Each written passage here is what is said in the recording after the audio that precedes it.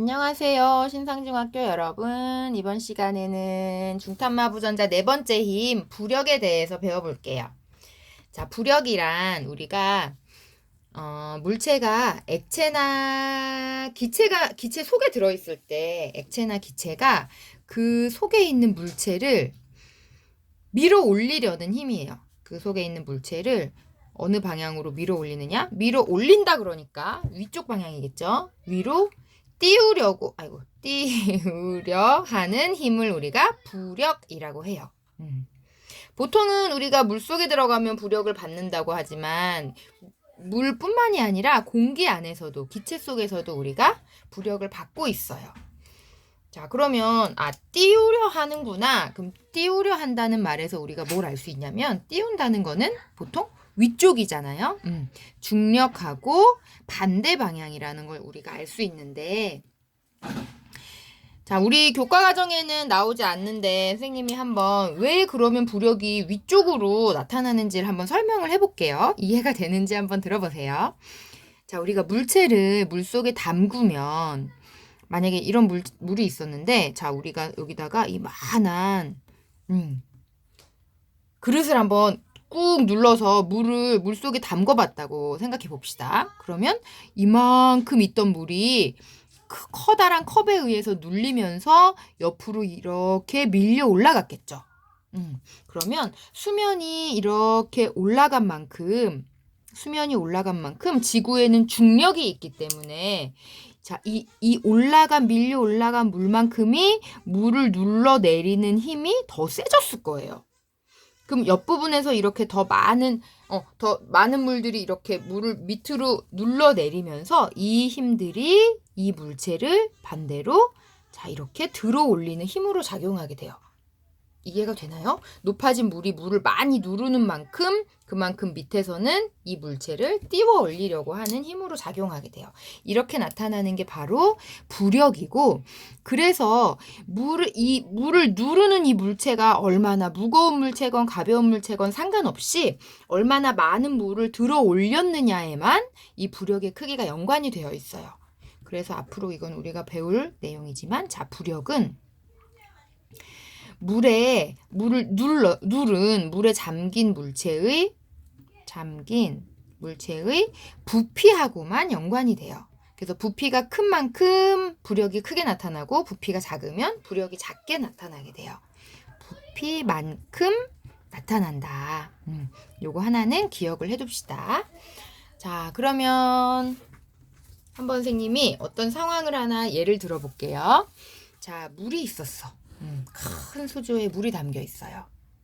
자, 이 물 속에 물체들이 잠겨 있는데, 물 속에 잠겨 있는 물체는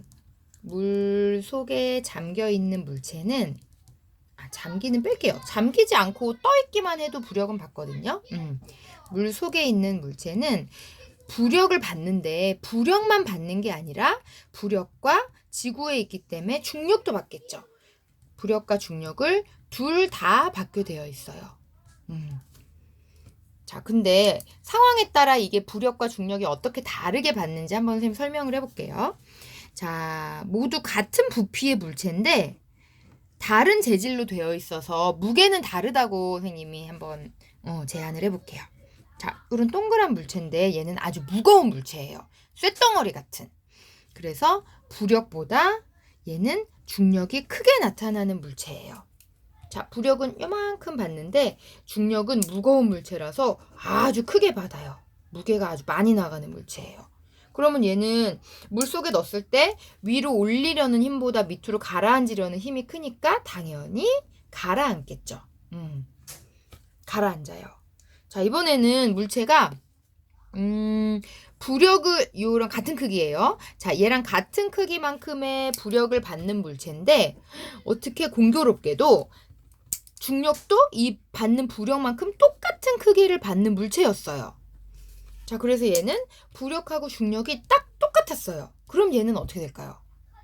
자, 이런 물체는 가라앉지도 뜨지도 않고 내가 넣어놓은 그 위치에 그대로 정지해 있어요. 그래서 손으로 얘를 더 누르면 조금 더 밑에 정지해 있고, 얘를 위로 올리면 위에 정지해 있는 상태가 돼요. 자, 이번엔 어떤 물체냐면 또 같은 부피의 물체예요. 같은 부피의 물체라서 똑같은 부력을 받고 있는데 얘는 엄청 가벼운 물질로 되어 있는 거예요. 스티로폼처럼. 그럼 얘는 무게는 작으니까 중력은 조금만 받겠죠. 그럼 부력보다 중력이 아주 작아요. 자, 얘는 어떤 상황에 처할까요? 위로 올리려는 힘이 더 크기 때문에 점점 떠오를 거예요. 자, 그럼 얘는 점점 떠오르다가 어디까지 떠오르느냐? 자, 이게 물 밖으로 나가서, 자, 얘 중력은 이때나 물 위에 살짝 떠올랐을 때나 다르지 않죠. 무게는 변하지 않으니까. 무게는 똑같지만, 자, 물에 완전히 잠겼을 때하고 이렇게 절반만 잠겼을 때 부력의 크기는 다르겠죠. 그럼 이렇게 떠오르면 부력은 더 줄어들 거예요. 자, 그러면 언제까지 얘가 떠오르느냐? 얘가 가진 이 중력에 의한 무게와 이 잠긴 부분에 의한 부력이 같아질 때까지 떠오르는 거예요. 부력과 중력이 같아지는 위치에 떠 있게 돼요. 자, 이렇게 물체마다 무게에 따른 물체에 따라 이렇게 다른 위치에서 다른 상황을 맞이하게 돼요. 자, 그럼 다음 상황을 한번 볼게요. 자, 이번에는 그럼 이러한 부력의 크기를 어떻게 우리가 측정할 수 있을까 한번 볼게요. 자, 부력이라는 건 물에 담갔을 때 물이 밀어 올리는 힘이라고 했어요. 자, 그러면 용수철 저울을 생각해 보면 돼요. 자, 어떤 물체가 만약에 한 8N 정도의 물체예요. 그럼 용수철 저울에 매달았을 때 이 용수철 저울의 눈금이 8N을 가리키겠죠. 자, 근데 이 물체를 그대로 물이 담겨 있는 수조에 가져가서 담궈 볼게요. 자, 여기 가서 담그면 이 용수철이 더 늘어날까요? 약간 조금 수축할까요? 그쵸? 이게 조금 줄어들겠죠. 왜냐면 원래는 8N의 물체였지만 얘가 물에 잠기면서 물이 얼마만큼의 부력으로 얘를 밀어 올려주잖아요. 그러니까 좀 더 가벼운 물체처럼 느껴지는 거예요. 우리가 수영장에 가서 뭐 이렇게 친구를 들어 올리거나 하면 좀 물속에선 가볍게 느껴지는 것처럼 얘가 부력만큼 위로 들어 올려져서 실제로 이 눈금은 조금 줄어들게 돼요. 그래서 8N의 물체인데 눈금이 만약에 5N이 나왔다. 그러면 우리가 얘 부력의 크기가 얼마인 걸 알 수 있어요? 원래 무게에서 눈금만큼을 뺀 3N만큼을 물이 들어줬다는 걸 알 수 있는 거예요. 이만큼이 부력의 크기예요. 자, 그럼 선생님이 문제를 하나 내보겠어요. 자, 어떤 물체가 있었어요. 물체가 10N짜리 물체야. 그래서 그냥 물 밖에서 쟀을 때는 10N이었어요. 자, 얘를 한번 물에 담갔더니 얘가 눈금이 6N을 나타냈대요. 자, 6N을 나타냈대요. 자, 그런데 이번에는 얘보다 이 10N짜리 물체와 크기는 똑같아요. 크기는 똑같은데 무게가 2배예요. 무게가 2배인 물체를 물에 절반만 담갔어요. 너무 꼬았나요? 절반만 담갔어요. 자, 얘는 크기가 너무 크게 그려졌네요. 크기가 같고 무게가 20N인 물체를 절반만 물에 담궜다면 자, 이때 용수철 저울이 가리키는 눈금의 크기가 얼마일까요? 자, 요런 문제를 풀어볼게요.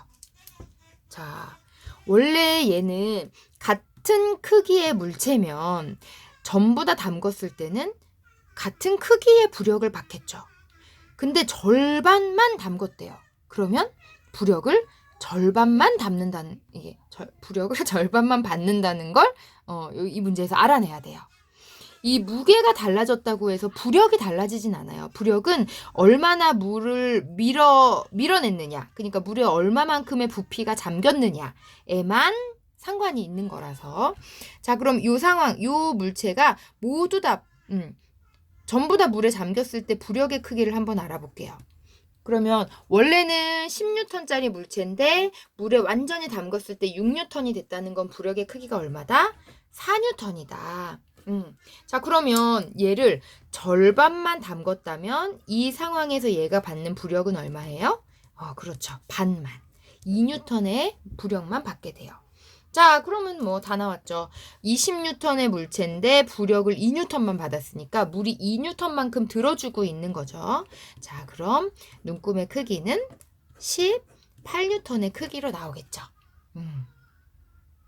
자, 여기까지 부력에 대한 설명 마칠게요. 자, 다음에는 간단히 전기력하고 자기력에 대한 영상 올려줄게요.